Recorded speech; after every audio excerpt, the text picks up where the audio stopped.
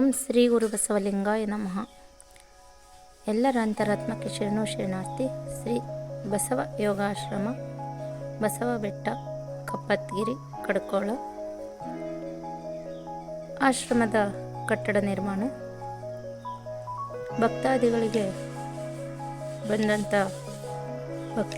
ಶಿಬಿರಾರ್ಥಿಗಳಿಗೆ ವ್ಯವಸ್ಥಿತವಾಗಿ ಉಳಿದುಕೊಳ್ಳಲು ವಸತಿ ಗೃಹಗಳನ್ನು ನಿರ್ಮಾಣ ಮಾಡಲಾಗುತ್ತಿದೆ.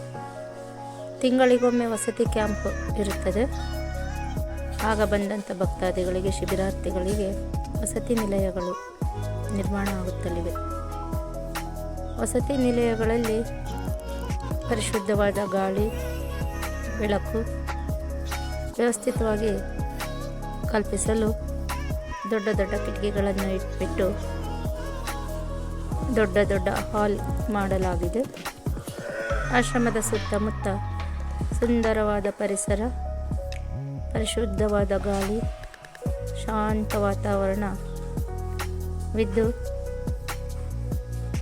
ಒಂದು ದಿನ ಇಲ್ಲಿ ವಸತಿ ಮಾಡಿದರೆ 25% ಆರೋಗ್ಯ ಸುಧಾರಣೆ ಆಗ್ತದೆ. ಹಾಗಾಗಿ ಎಲ್ಲರೂ ಇಲ್ಲಿ ಬಸವ ಯೋಗಾಶ್ರಮಕ್ಕೆ ಬಂದು ವಸತಿ ಕ್ಯಾಂಪುಗಳಲ್ಲಿ ಭಾಗವಹಿಸಿ ನಿಮ್ಮ ಆರೋಗ್ಯವನ್ನು ನಿಮ್ಮದಾಗಿಸಿಕೊಳ್ಳಿ.